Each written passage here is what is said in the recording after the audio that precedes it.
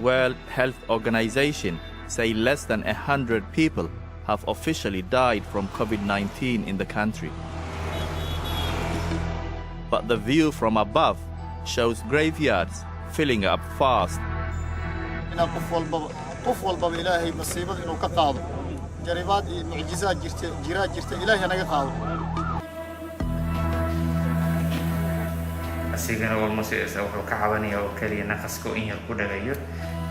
We go in search of the truth behind the official figures on COVID deaths.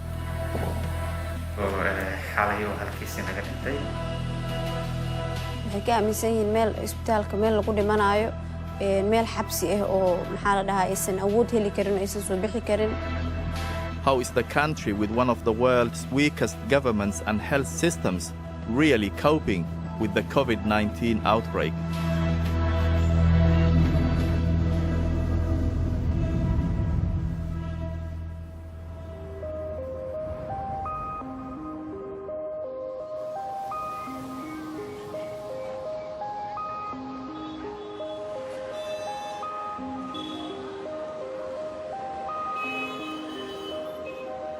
Somalia's fragile government is bracing itself for the worst. The first COVID-19 case is reported in mid-March. There are fears that many more will fall victim to the virus. Martini, one of the country's oldest hospitals, is designated by the government to treat patients. It has an intensive care unit of 20 beds for a population of 16 million. A team of doctors and nurses has volunteered to treat victims of the virus.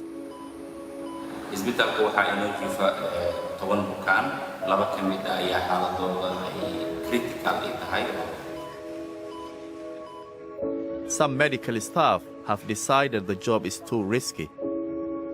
Dr. Abdulatif and others believe it's their duty to stay. emergency or degdeg or urgent oo aan rabo hadda inaan u xararayo.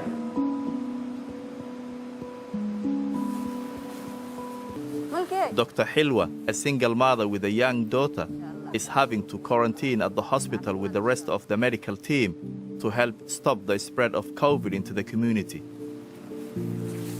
waxaa gali doonaa 14 beri oo shaqo isbitaalka ku xaroon doona. She is worried about passing the virus to her parents, both of them old with underlying health issues.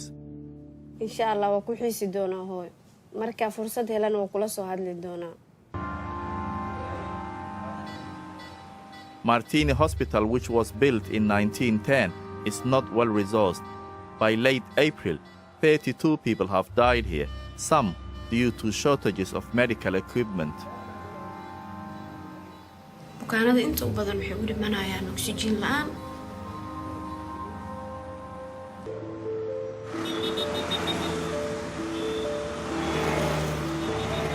People are dying of COVID-19 in the Martini Hospital, but on the streets of Mogadishu, normal life goes on. coronavirus oo xanuun ka jira caalamka calaamadaha ugu weyn ee cudurkan waa qandho qufac iyo neef qabasho haddii aad isku aragto qandho qufac iyo hindhiso ha tegin meelaha bulshada isugu yimaadaan sida masaajidka suuqyada aroosyada iyo wixii la midka ah. The government is disseminating public health information through voice messages and social media. It has also set up a call center to provide advice and to coordinate medical support. saa u jeedaan koolalka aad u tiro badan yihiin hadda qofkii oo aan ka qoray listiga wuxuu ii sheegay calaamadihii aan ku naqaynay COVID-19. But it seems that many of the calls are not genuine. Coronavirus. Hello. هذا معنا كول كمشغول هكذا جنيا أيوة محن كعبنا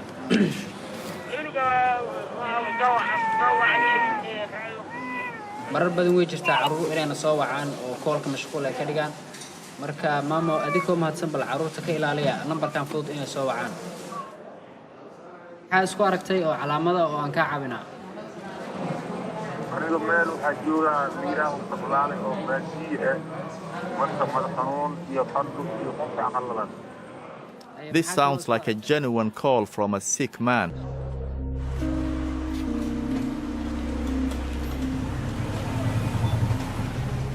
The authorities are advising people to stay at home during the day, but few here can afford to follow that advice. أنا كأنا مجالي أنا لكن كورونا عبسيس حقتنا عبسيس بايد لما عدوا ده ما تنا مثل على قادنا الدولة الصومال وحيلها قولي على الجوج والدمار حرم مري وحيلين قولين الجوجا لم تركنا صوبع وعادوا بعنتين وعاد ربطان نوشيء وجاء تكتو راشين قالوا كيا الداوين قالوا كيا أنا الدولة تبع أكتونا إنه هو تورتا توعد إهين.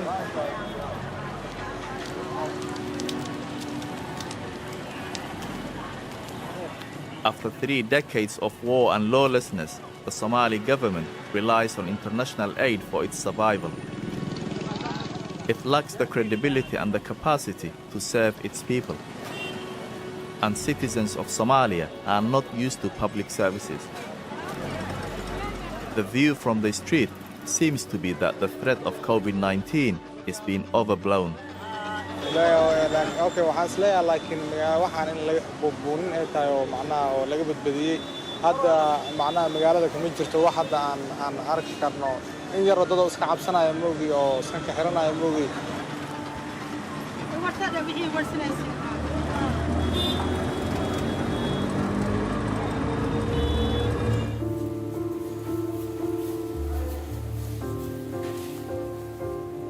Young and old are now being treated in the hospital.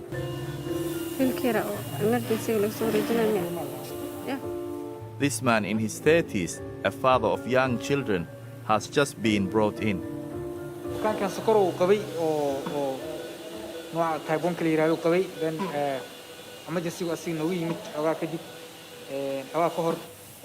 Doctors have already lost 2 patients this morning, and they are desperate not to lose another life.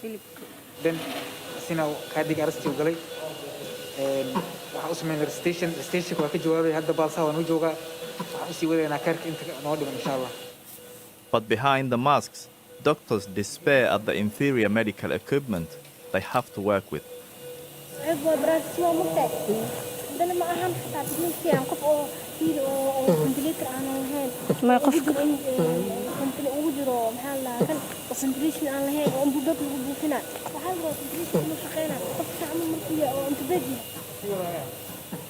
Without a functioning ventilator, the doctors lose their battle to keep him alive.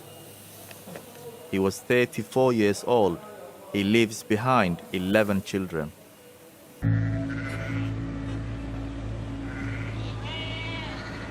It's early May, 7 weeks since the first recorded case of COVID-19 in Somalia.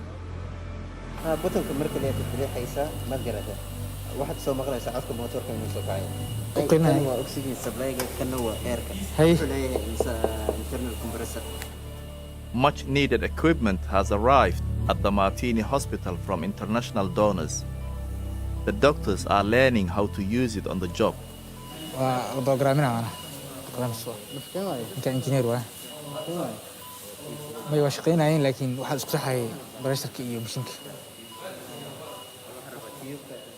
The reality is that the hospital is old and the infrastructure is struggling to support these high-tech machines.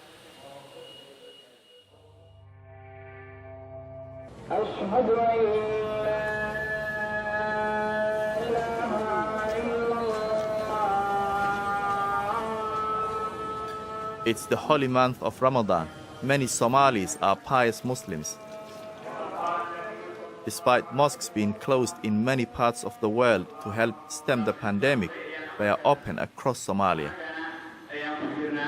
balse waxaa kaloo jiro oo cabsidu dhinac yaala طبعا umadu waa ummad islaam ah una baahan dhacdooyinkan sidan oo kale markay dhacaan ama ay yimaadaan طبعا waa meesha loo cararayo waa baytullaahi waa guriga Allah tahay طبعا aayad quraan ay oranayso fafiru ila Allah Allah xaqiisa u carara marka sidaa darteed cabsidu way jirtaa balse ayadoo jirtana nooma diideyso inaan hadda beydkii alla inaan magangalno allana aan barinno.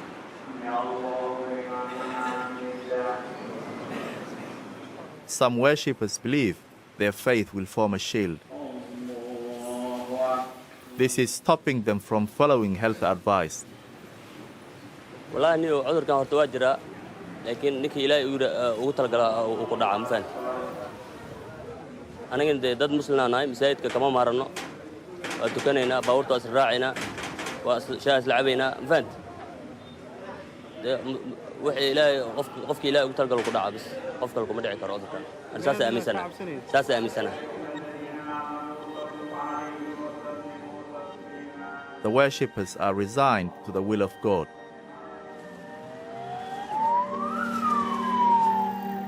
Meanwhile, ambulances continue to rush COVID victims to the Martini hospital. This lady, Mama Fadumo, has been unwell with COVID-19 symptoms for more than a week now.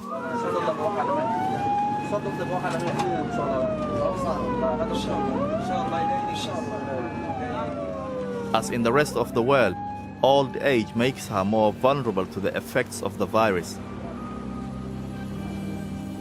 She's been assessed at Martini Hospital.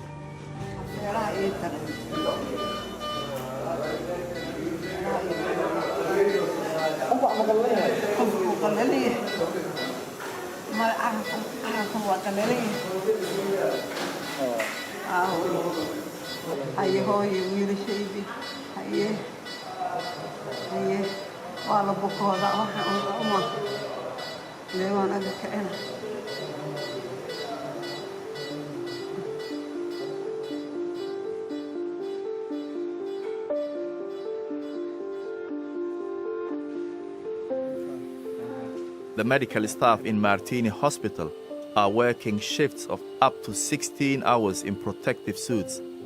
Temperatures during the day are over 30 degrees. A large number of Martini's medical team has had COVID-19. To protect the community, they are still in quarantine at the hospital.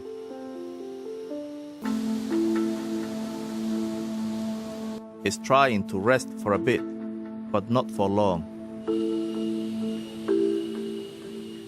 Another patient, Abdihafid Yusuf, needs urgent help. His situation is deteriorating, and doctors want to take him to the X-ray room to examine his lungs.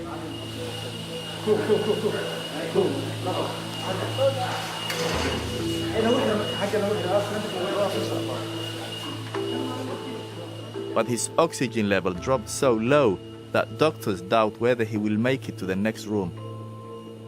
The patient, Abdihafid, also realizes and starts praying.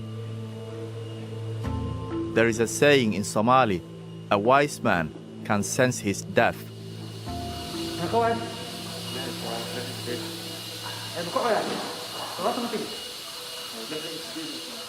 Doctors decide to put him back in his bed.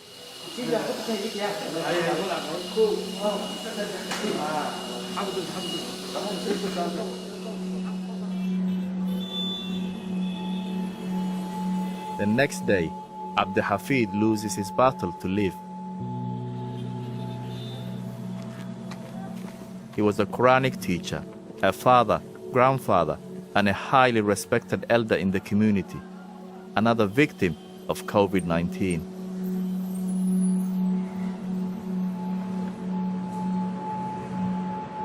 The official government figure for Somalia's COVID-19 death toll is still well below 100. But there are rumors that the real number of fatalities is much, much higher. We went to Barakat Cemetery to investigate. These satellite images reveal a different story.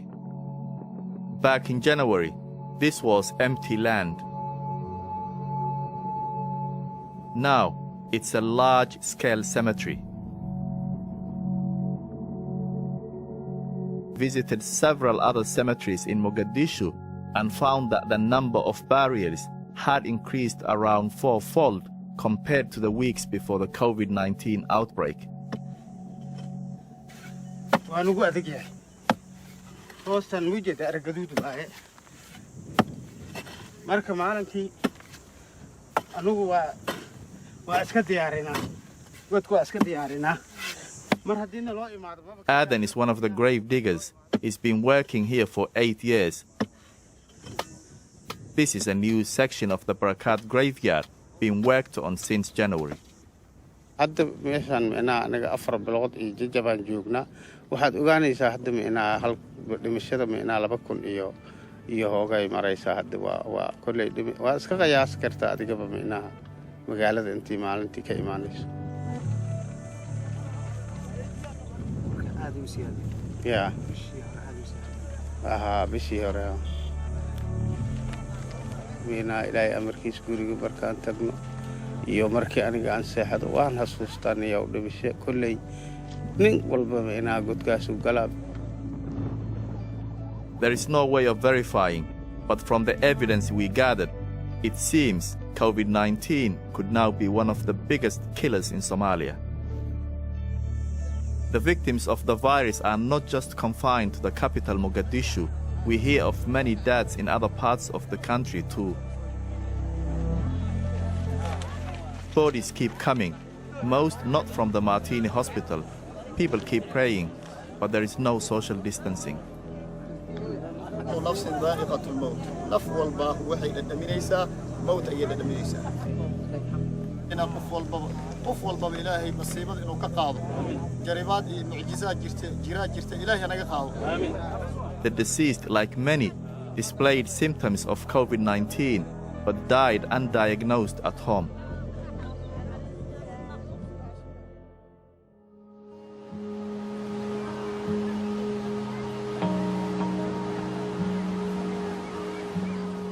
It's Eid Day, the most important Muslim religious festival of the year. Muslims worldwide have been prevented by their governments from celebrating in groups, but here life goes on, even as the numbers getting the virus rise. In the capital Mogadishu, BBC Africa Eye visited 4 of the largest districts, more than a dozen main mosques, together with private hospitals, charting a significant spike in deaths during April and May.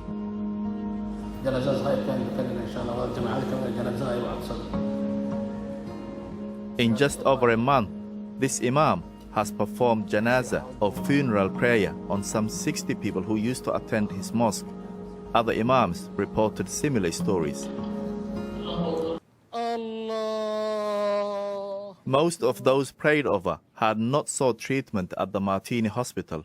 We asked the imam why.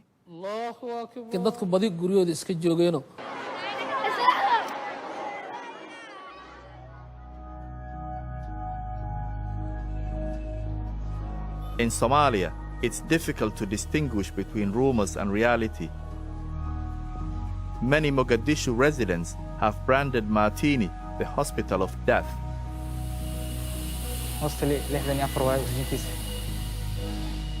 This man is the latest patient. He is struggling to breathe.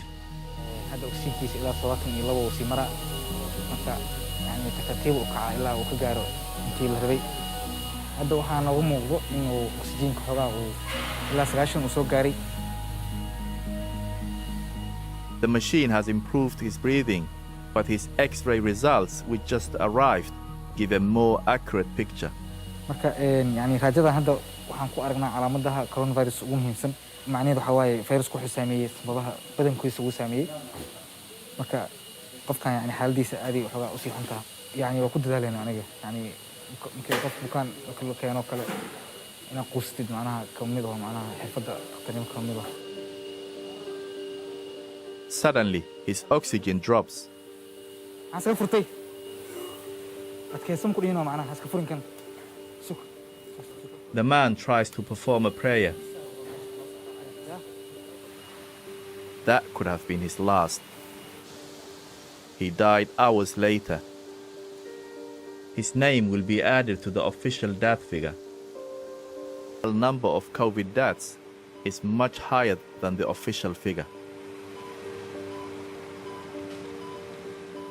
During the 2 months we have filmed in the hospital, the intensive care ward has never been even half full.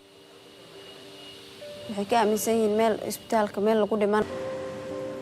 Poverty and conflict, fatalism and fear, all of these factors are crippling the government's ability to deal with the virus. And there is another obstacle too, the stigma that clings to anyone diagnosed with this disease. dadka inta badan dhalinyarada waxay dareemayaan haddii xanuunkan aan positive noqono hadhow dhibaato maxaa noo imaan karta. The few who do turn up at the Martini hospital seeking help often do so too late. But Martini Hospital's medical team has saved many lives.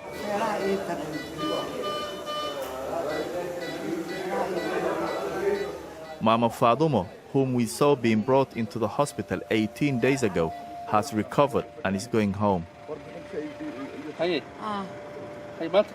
maanta waa fiican alxamdulilah ilaahay aadam wanaagsan khayr allah idin siiyo idinkana maalintii naqaska ku haymiya bismillaah rahmaan ma bahadli karin. Her son Yahya has come to collect her. isbitaal Martini waxay ka aaminsan yihiin meel dadka lagu qasho ama meel dadka marka la keensado oo midkooda lagu qaato. war isbitaalka saas ma ahan. isbitaalka waxa waaye waa meel daryeel ah. har iyo habeen 24 oo heegan lagu yahay. waxa mahad aan u celinayaa insha Allah taala dhaqaatiirtii, nurseski iyo dadkii oo ku dhafray har iyo habeen oo ku soo jeeday bukaanada. hooyada kaliya ma joogto. waxaa jiraan bukaano qaar ah oo caafimaadeen oo markii meeshan la keenayo aad u xanuunsanayay. 3 qof agteeda ku dhimatay 2 gabdhood iyo wiil. ilaahay baan aaminay iska ashaadanay salaadaydan u jeestay.